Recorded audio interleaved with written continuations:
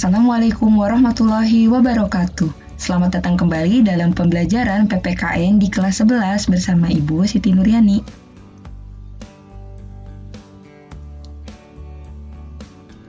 Hai, apa kabar semuanya? Jumpa lagi kita dalam pembelajaran PPKN. Kita masih melanjutkan pembelajaran minggu sebelumnya mengenai sistem dan dinamika demokrasi di Indonesia. Nah, pertemuan sebelumnya kalian sudah membahas mengenai hakikat demokrasi, kemudian dinamika penerapan demokrasi Pancasila. Pada pertemuan kali ini kita masih melanjutkan poin B mengenai dinamika penerapan demokrasi Pancasila.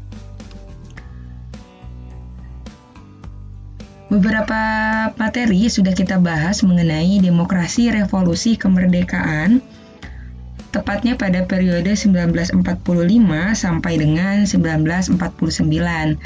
Nah, kemudian demokrasi parlementer pada periode 1949 sampai 1959. Poin 1 dan 2 kita sudah membahas di pertemuan sebelumnya. Semoga kalian masih ingat ya materinya. Nah, untuk pertemuan kali ini kita melanjutkan dari poin 3 sampai dengan poin 5, yaitu pada saat pelaksanaan demokrasi terpimpin, demokrasi Pancasila, dan demokrasi reformasi. Kinerja Dewan Konstituante yang berlarut-larut membawa Indonesia ke dalam persoalan politik yang sangat pelik.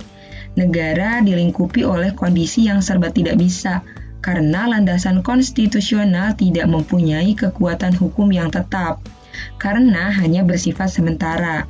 Selain itu juga, situasi seperti ini memberi pengaruh yang besar terhadap situasi keamanan nasional yang sudah membahayakan persatuan dan kesatuan nasional. Presiden Soekarno sebagai kepala negara melihat situasi ini sangat membahayakan bila terus dibiarkan. Oleh karena itu, untuk mengeluarkan bangsa ini dari persoalan yang teramat pelik, Presiden Soekarno menerbitkan suatu dekret pada tanggal 5 Juli 1959, yang selanjutnya dikenal dengan sebuah Dekret Presiden 5 Juli 1959. Dalam dekret tersebut, Presiden menyatakan pembubaran Dewan Konstituante dan kembali kepada Undang-Undang Dasar 1945.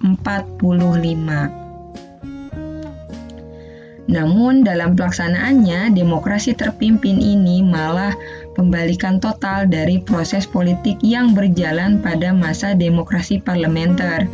Adapun karakteristik yang utama dari perpolitikan pada era demokrasi terpimpin yaitu sebagai berikut.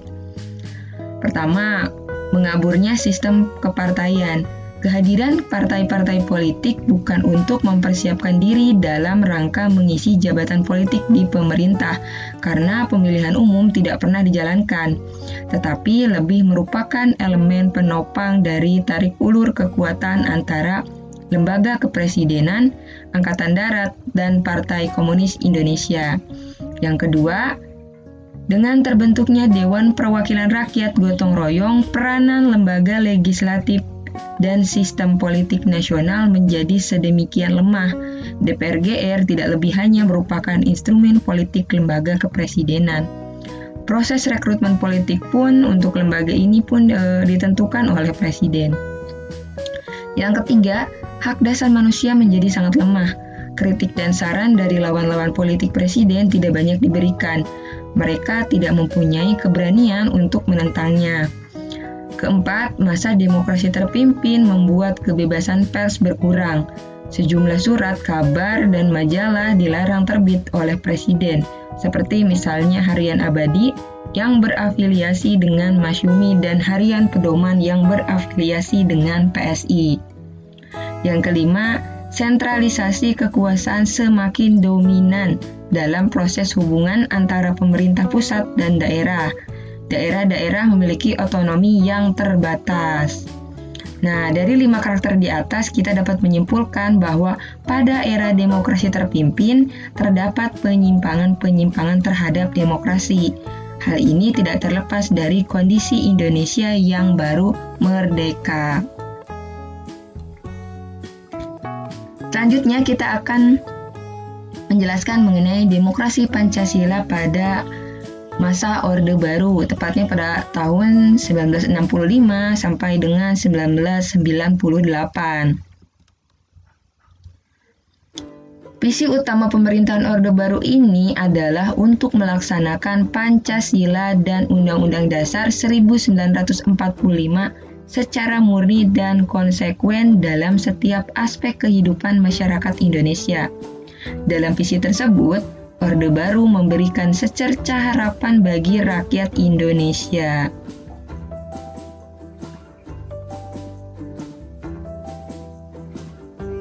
Nah, pada era baru ini, pemerintahannya dimulai setelah melalui masa transisi yang singkat, yaitu antara 1966 sampai 1968, ketika Jenderal Soeharto dipilih menjadi Presiden Republik Indonesia. Era yang kemudian dikenal sebagai Orde Baru dengan konsep demokrasi Pancasila. Berikut ini karakteristik pelaksanaan demokrasi Pancasila pada masa Orde Baru. Nah, namun dalam pelaksanaannya demokrasi Pancasila ini ternyata masih jauh dari harapan. Pelaksanaan nilai-nilai Pancasila secara murni dan konsekuen hanya dijadikan alat politik penguasa belaka. Nah, indikatornya atau karakteristiknya sebagai berikut. Pertama, rotasi kekuasaan tidak terjadi. Kalaupun ada perubahan selama pemerintahan Orde Baru hanya terjadi pada jabatan wakil presiden. Yang kedua, rekrutmen politik bersifat tertutup. Pengisian jabatan tinggi negara seperti Mahkamah Agung, Dewan Pertimbangan Agung, dan jabatan-jabatan lainnya dalam birokrasi dikontrol sepenuhnya oleh lembaga kepresidenan. Ketiga, terjadi kecurangan pada pemilihan umum.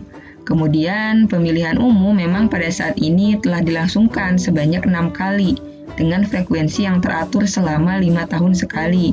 Tetapi, pelaksanaan pemilihan umum tersebut masih jauh dari semangat demokrasi. Pemilihan umum tidak melahirkan persaingan yang sehat. Dan yang keempat, pelaksanaan hak dasar warga negara lemah. Nah, sudah bukan menjadi rahasia umum lagi bahwa dunia internasional sering menyoroti politik Indonesia berkaitan erat dengan perwujudan jaminan hak asasi manusia. Masalah kebebasan pers sering muncul di permukaan. Persoalan mendasar adalah selalu adanya campur tangan birokrasi yang sangat kuat. Dan selama pemerintahan Orde Baru, sejarah pengekangan kebebasan pers terulang kembali, seperti yang terjadi pada masa Orde Lama. Beberapa media massa dicabut izin penerbitannya atau dengan kata lain dibredel. Selanjutnya yaitu penerapan demokrasi Pancasila pada era reformasi pada tahun 1998 sampai dengan sekarang. Penyimpangan-penyimpangan yang terjadi pada masa pemerintahan Orde Baru pada akhirnya membawa Indonesia pada krisis multidimensi yang diawali dengan badai krisis moneter yang tidak kunjung reda. Krisis moneter tersebut membawa akibat pada terjadinya krisis politik tingkat kepercayaan rakyat terhadap pemerintah begitu kecil. Tidak hanya itu, kerusuhan-kerusuhan terjadi hampir di semua belahan bumi Nusantara ini.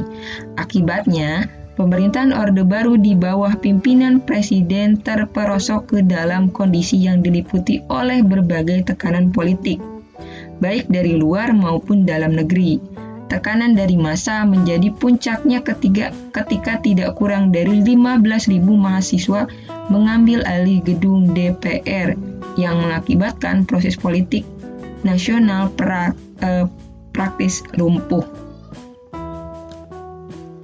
Akhirnya, pada hari Kamis tanggal 21 Mei 1998, Presiden Soeharto bertempat di Istana Merdeka Jakarta menyatakan berhenti sebagai presiden dengan menggunakan pasal 8 Undang-Undang Dasar 1945.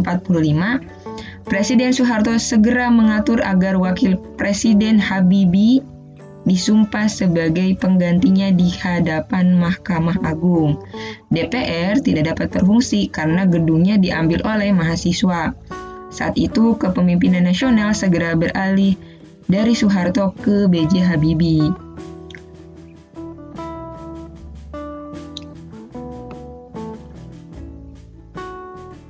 Demokrasi yang diterapkan negara kita pada era reformasi adalah demokrasi Pancasila. Nah, dalam pemerintahan masa B.J. Habibie inilah muncul beberapa indikator pelaksanaan demokrasi di Indonesia. Yang pertama, pemilu yang dilaksanakan jauh lebih demokratis dari sebelumnya. 2. Pola rekrutmen politik untuk pengisian jabatan politik dilakukan secara terbuka. 3. Rotasi kekuasaan dilaksanakan mulai dari pemerintah pusat sampai pada tingkat desa. 4. Diberlakukannya sistem multipartai dalam pemilu tahun 1999. 5. Sebagian besar hak dasar rakyat dapat terjamin seperti adanya kebebasan menyatakan pendapat, kebebasan pers, dan sebagainya. Untuk dapat memperjelas karakteristik demokrasi di Indonesia, kalian dapat melihat tabel berikut ini.